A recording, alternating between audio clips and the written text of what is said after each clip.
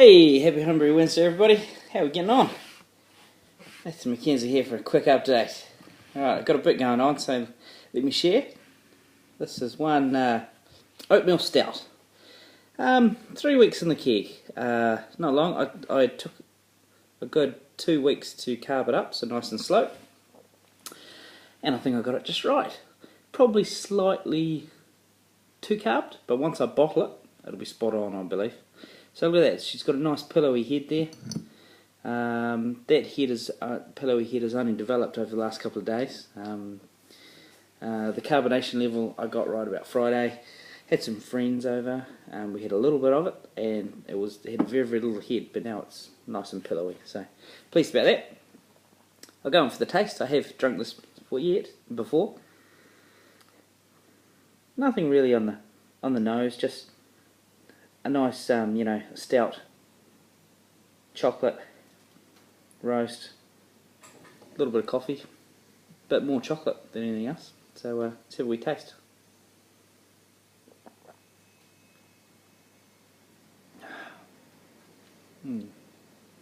It's very smooth.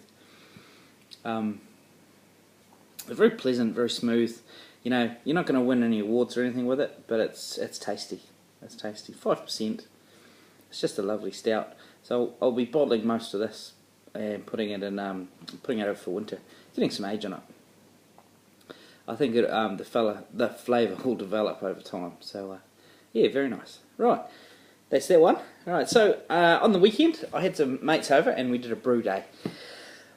Would have filmed it, but I had a mate down from Christchurch and he'd never seen a brew before, so I was in sort of full flight, showing him my system and probably showing off a little bit. So yeah, neglected to video it, sorry.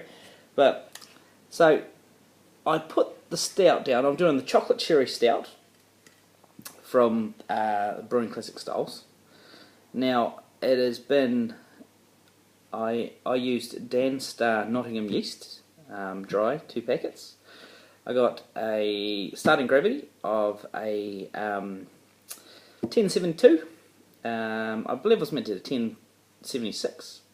I was down for some reason. I'm not normally down, I'm normally above, so it's okay. It's only a few points. A lot of cocoa in this brew that I'd never used cocoa in a beer before. So anyway, I pitched yeast at 1 in the morning on Saturday or Sunday morning, and by, well, what's today? Tuesday night, and Tuesday night, 10:15. We're at, just taking a gravity, we're at a 10:30 or 10:28. So it's time to rack it on some cherries.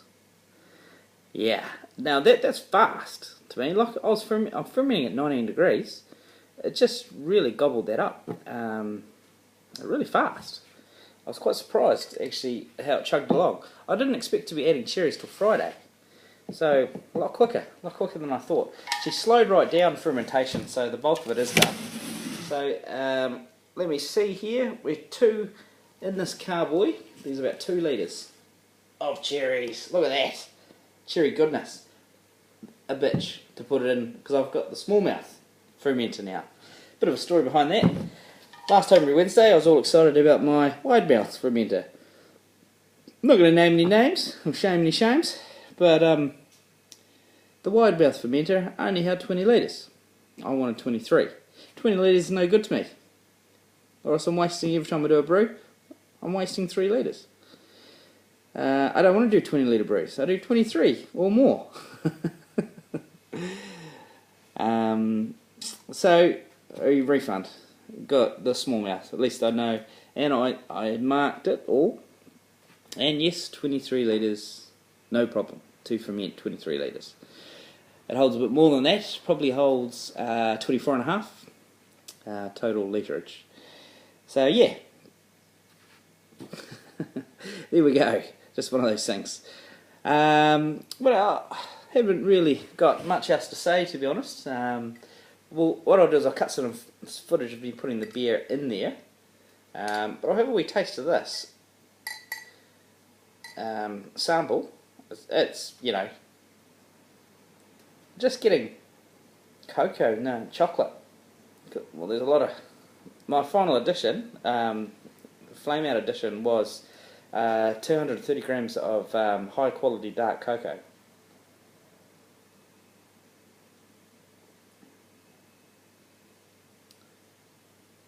A lot of cocoa. So yeah, too hard to say what that's going to be like. And then when it's on cherries, it's going to be another dimension. This one should work out. Now, the unknown factor is these cherries. 3 kgs of cherries.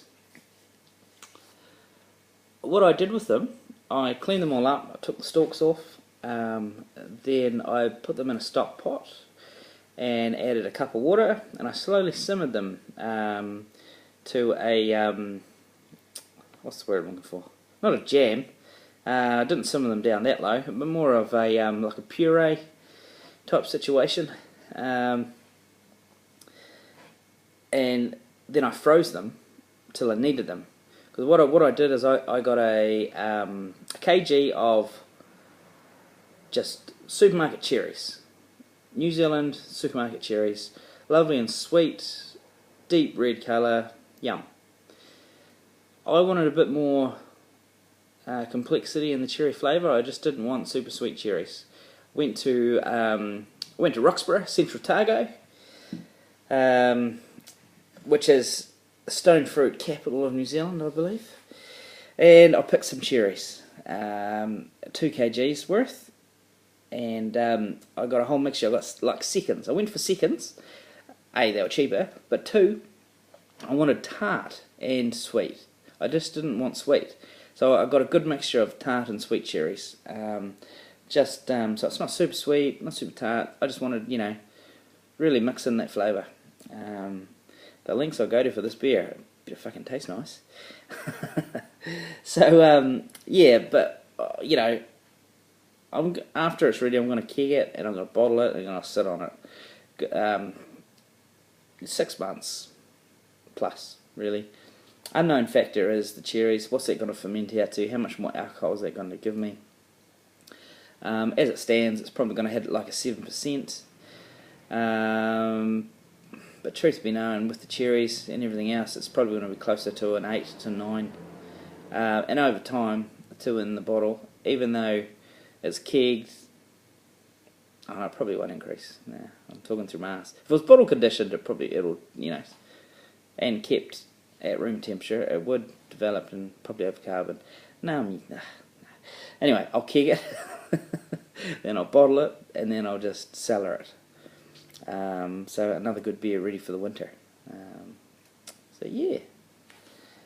So getting all my stouts ready. Next stout I'm going to do is my coffee stout, and then I'm either going to do a beer de gar. You notice the theme here. I'm going for long beers that take a long time to age. I'm slowing my drinking down, you see. Or even go some Belgium strong ale, something like that. Although I have noticed, I'll just put this wee tidbit in. I have noticed the last 2 brews, the last 2 IPAs I have done, where because what I used to do is I used to put my hops in a muslin bag, and chuck them in the fermenter, weigh them down with marbles. Job done. I haven't done that anymore. I'm just chucking the hops in, whole pellets, and after you cold crash, they all drop to the bottom. That's good as gold. The hop flavour in those IPAs last a hell of a lot longer, like super long. In the weekend, mates just finished off a supercharger keg that I had there, and I'd had that keg for 2 months. And the hop flavour, yeah, the hops were starting to drop, but we compared like a shop bought one and my one, and the hops were still there. So that is the way forward. So if you're putting hops into a fermenter and you're using a muslin bag, don't do it anymore. Just chuck them in whole. I'll never put them in a wee silly little bag again. I'll chuck them in whole. I'll put them in a wee silly wee bag if I'm ever dropping them in a keg, but I don't really do that. So yeah. Righty-ho guys, I'll cut back some footage of me putting the beer into the carboy. It's going to be a bitch to clean. I really wanted a wide mouth one, but it just wasn't big enough. Anyway, Right, I'll come back to you with some footage of me putting the beer into the carboy. Catch you later, guys. See you soon. Righty ho, let's get this bad boy in.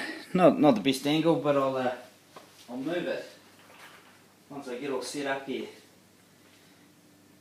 Yeah.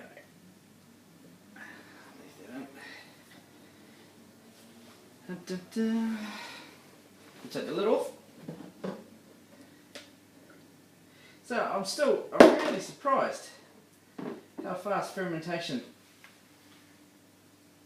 happened. Well, super chocolate. I'm thinking, has the cocoa inhibited fermentation? I don't know, I haven't done this before. So, time will tell, and how after these cherries go in. So let's get it cranking. Now the trick is too with this is to take some chocolate with you, some cocoa. Not going to have a problem doing that because I think there's still quite a fair bit in solution. But there we go. We're into it. Very brown. You know, let me grab you off here. We'll go for a wee wander. So, yeah, very brown. I used dark chocolate malt in this and roasted wheat, and I'm right at the. It doesn't look it from here. The light is on it and all the rest of it, but I am at the near the upper limit of Stout when it comes to colour. So, oh, you know, in the carboy there. Sorry about the light down here. In the carboy there, she's looking good. She's looking black as. It'll look black as in the glass anyway. There we go. Look at that. Goodness, going in there. I'm getting excited. I won't get excited if I find out we don't get some more fermentation happening after these cherries are in there. But hey, I'm pretty sure we will, because it still has some fermentation action. Have we look in there? Still got some bubbles coming up there, so still fermentation is still going on. Rightio fellas, I'll come back to you once I'm all filled up and I've put it to bed. Cheers.